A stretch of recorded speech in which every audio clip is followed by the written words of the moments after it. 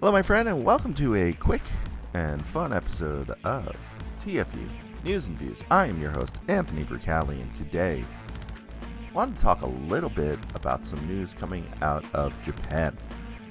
Last week was Tokyo Toy Fair, and among some of the things shown there, some new Masterpiece figures, MP, presumably 50 Optimus Prime or Convoy. I haven't really seen the text on that, but I'm not really here to talk Masterpiece, but they did show off Masterpiece Beast Wars Megatron, and I'm very excited about that.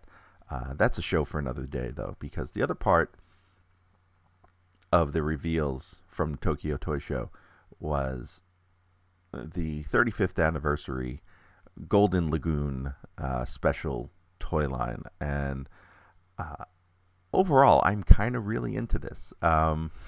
It's silly. There are some figures certainly I'm into more than others as part of this line, but they've announced what is essentially 3 items for sale, a total of 5 figures, maybe 6 depending on how you want to break that down, and they're going to be available primarily through Takara Tomy Mall, except for the version of Golden Lagoon Convoy, aka Optimus Prime, which will be available via Wonder Festival and the Cybertown satellite shop around Japan. So let's break down these sets, what they cost, what's in them, and what is the point of Golden Lagoon, and how you can actually complement these figures with toys from previous lines. Let's break down the big one first. So there's a remake of MP10 Optimus Prime as Golden Lagoon Convoy.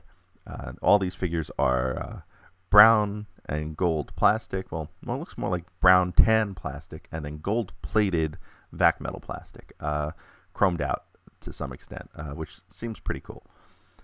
Whether or not they last for years or if they suffer from gold plastic syndrome will probably remain to be seen.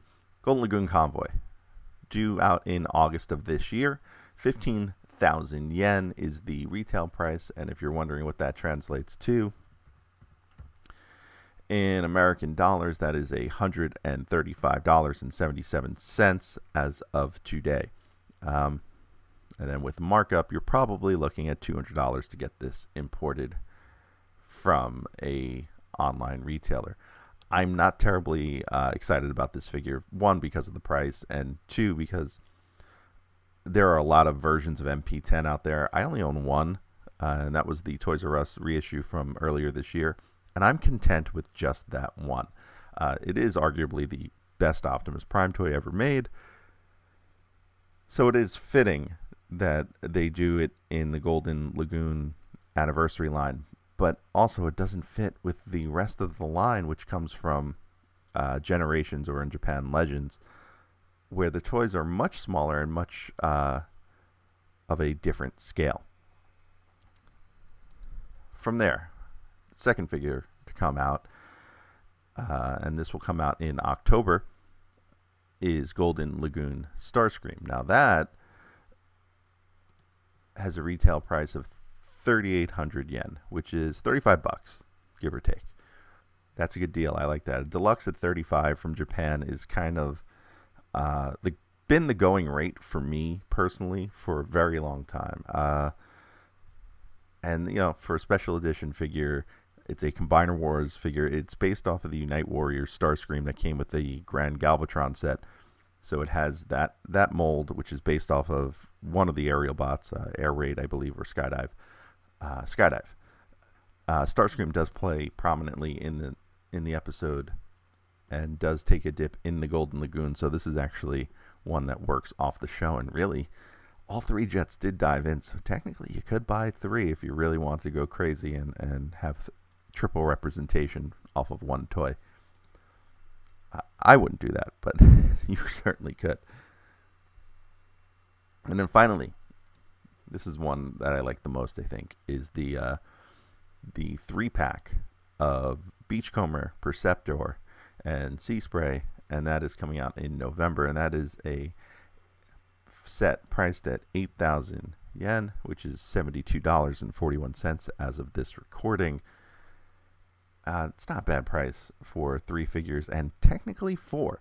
So the Perceptor figure is the Titan's Return figure with the detachable head that turns into a little robot, and no mention yet of just who that would be. But going back to the Golden Lagoon episode, I guess we should probably talk a little bit about what that episode was about. Since we haven't covered it in Transformers University just yet, but we are coming up on it soon.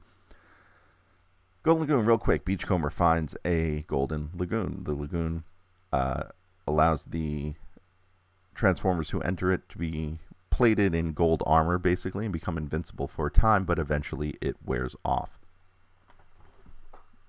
That's the nuts and bolts of it.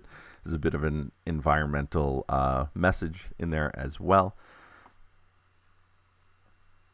But as far as these toys go, that's really all you need to know. So Beachcomber plays prominently in the episode. Perceptor plays prominently in the episode. I don't remember if Sea Spray does, but he's a boat. It's a lagoon. You can make the connection. That said, I really like these toys and how they look. Now, they also complement toys that have come out in the past.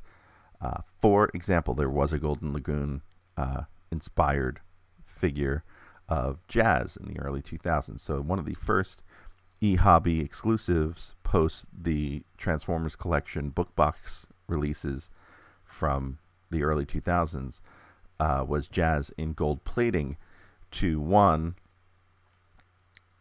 mimic a very special Diaclone version that was out before in the 80s, but two, was given the Golden Lagoon backstory despite Jazz having like a brief appearance in full gold in the episode.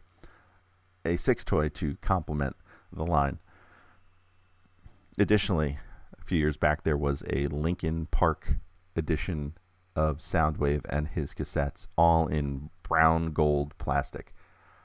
That's another set that you could add to these to complement your Autobots and one Decepticon by at least adding Soundwave, and that Soundwave came with Ravage, Ratbat, Laserbeak, and Buzzsaw. Even though the Laserbeak and Buzzsaw are completely identical, that gives you 5 more Decepticons to add to your Golden Lagoon styled figures.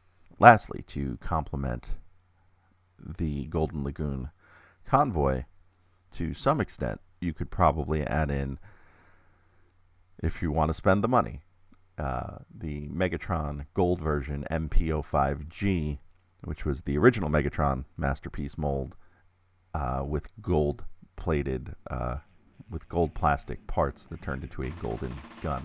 So there you have it. The upcoming 35th anniversary Golden Lagoon line, which technically is 34 years old this year, will be 35 next year,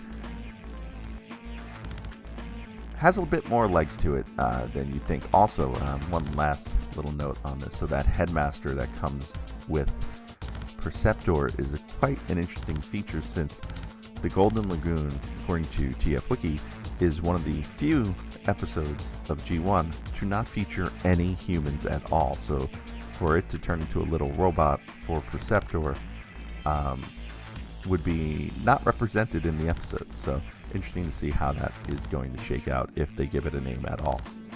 So that'll wrap up this edition of TFU News and Views. I am your host, Anthony Bricali.